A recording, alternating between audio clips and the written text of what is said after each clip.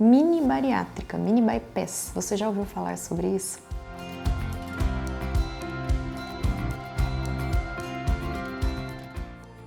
Oi, eu sou a Bárbara Calisto, sou cirurgiã bariátrica e o nosso tema de hoje é o mini gastric bypass. Já ouviu falar disso? Bom, essa é uma cirurgia bariátrica relativamente recente. Você já deve ter ouvido falar do bypass gástrico, que é a cirurgia mais realizada no Brasil quando a gente fala de cirurgia bariátrica. Depois dele surgiu esse mini bypass. Seria uma mini bariátrica. Por que será mini, né? Da onde veio esse termo? Bom, para isso eu preciso mostrar para vocês algumas figuras, para que vocês possam entender a diferença anatômica, a diferença técnica entre essas duas cirurgias. Aqui na tela eu coloquei para vocês dois desenhos comparativos. O primeiro aqui é do bypass gástrico clássico. Então vejam, aqui a gente confecciona um estômago pequenino, que é chamado de paute, e a gente corta o intestino mais ou menos a 100 centímetros de uma região chamada traits.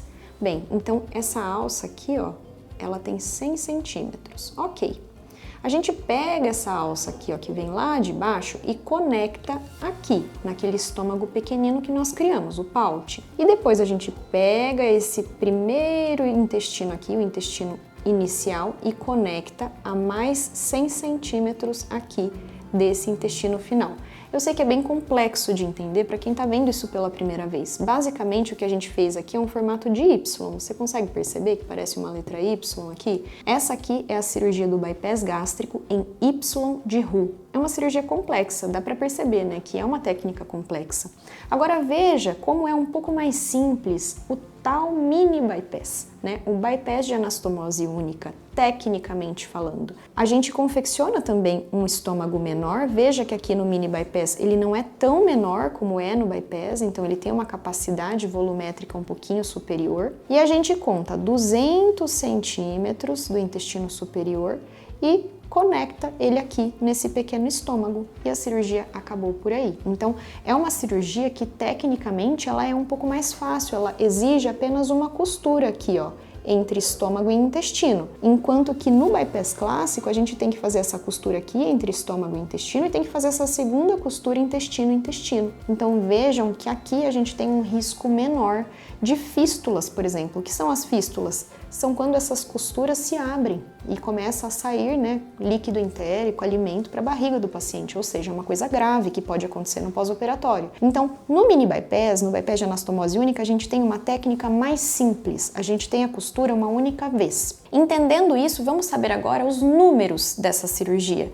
Qual que é a comparação entre as duas cirurgias? E por que será que o bypass clássico continua sendo mais feito que o bypass de anastomose única?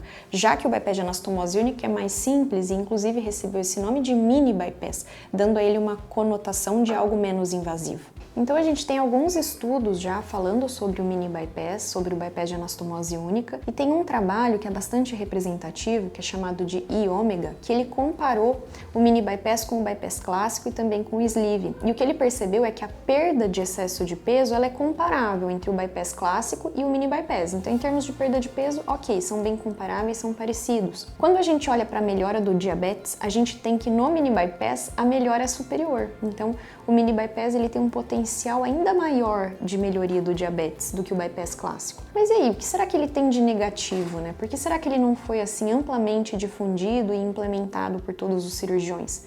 É porque ele também tem mais complicações nutricionais. Então, apesar de tecnicamente ele demandar menos do cirurgião e no período pré-operatório ele oferecer menos risco de fístula, por exemplo, para o paciente, no período pós-operatório ele tem uma chance maior de desenvolver complicações nutricionais. Então, desnutrição proteica, diarreia crônica, esteatorreia, que é a saída de gordura nas fezes, e realmente déficit de nutrientes, né? Deficiências nutricionais que o paciente precisará tratar, senão terá consequências.